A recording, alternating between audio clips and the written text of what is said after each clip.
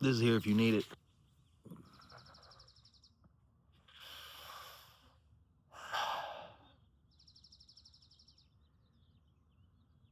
It's waiting for you to receive it.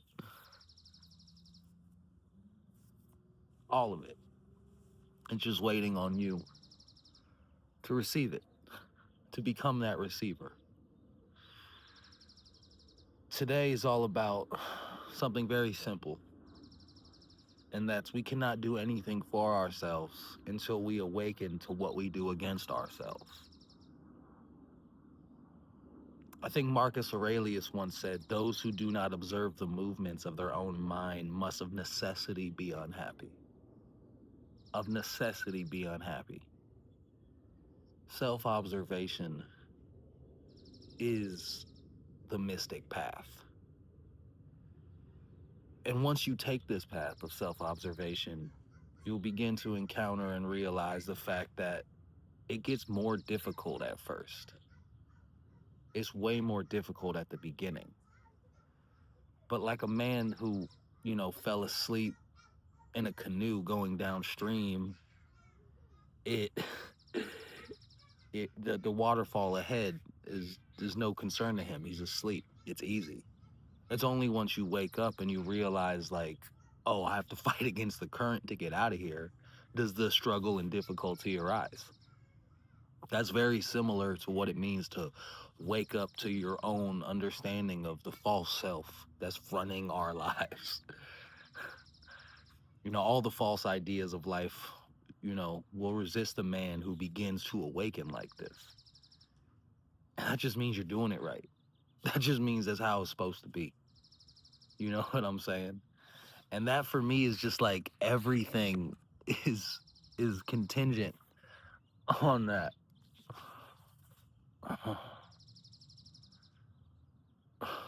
Ma'am, it's important. It's important to understand that.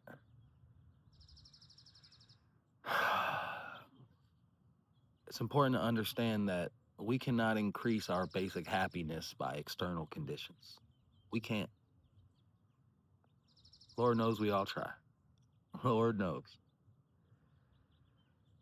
And this for me was like the most shocking lesson around all of this was just this idea that like I by no way can me arranging what's going on outside of me affect the internal architecture of how I'm feeling.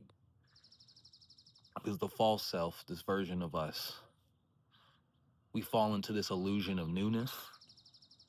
We fall into this illusion that like if we rearrange something on the outside of us that equates to us changing just because it's a visible marker of some kind. But sure as anything, I know that ain't the case.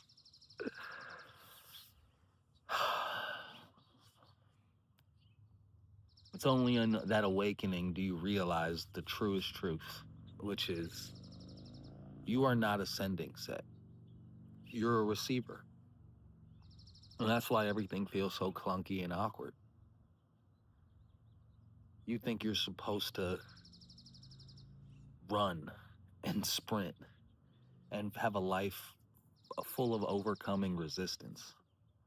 But in actuality, you are a receiver.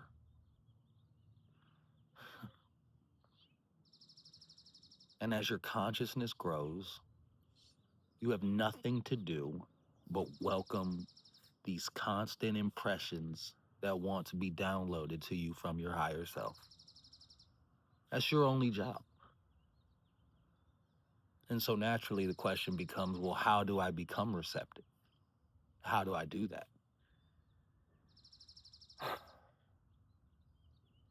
And that's all about observing your resistance. If you can observe the resistance to your life, if you can observe the thing that separates you into the false self, you did it. By observing, you prove that you aren't in tandem with. If you can notice it, it proves that you're sitting in the seat of self. That's something that I always try to do. And I think I made it very simple for me when I started thinking like that. Well, like, how do I know I'm not operating from my false self? How do I know I'm not living in this like pure ego life? Well, just by the act that I can observe it. And by observing it, that means I am outside of, and what we call the seat of self. So we don't have to, I think it's just the easiest way to do it. I think like the trick to everything is self observation. And so you just being able to go like, well, I'm observing it. So for this moment, I'm not it. You're a receiver for everything. And that's not a receiver to, oh, you're going to be blessed with this amazing life and these amazing things. Sure, 100%. But more than anything, you're a receiver to your true essence, your true identity, which is worth more than anything you could attain. It's the only thing you should ever really have.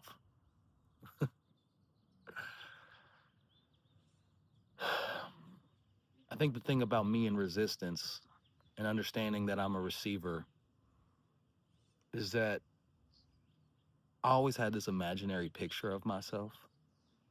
I always did. I always had this imaginary sense of who I was. I always had this imaginary sense of what I was doing.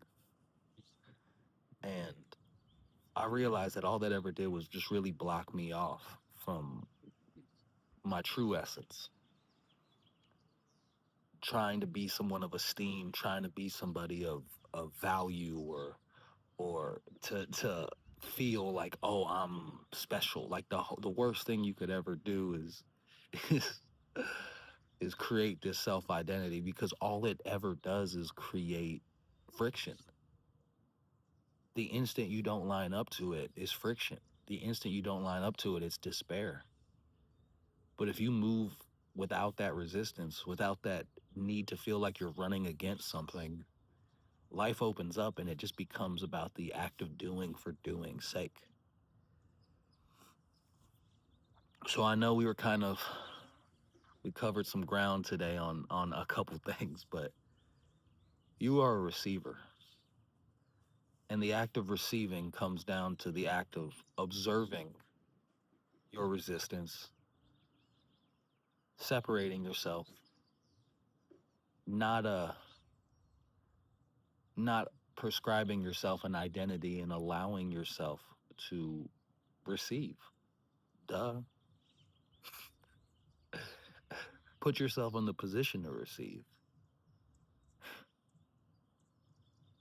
It's a beautiful day.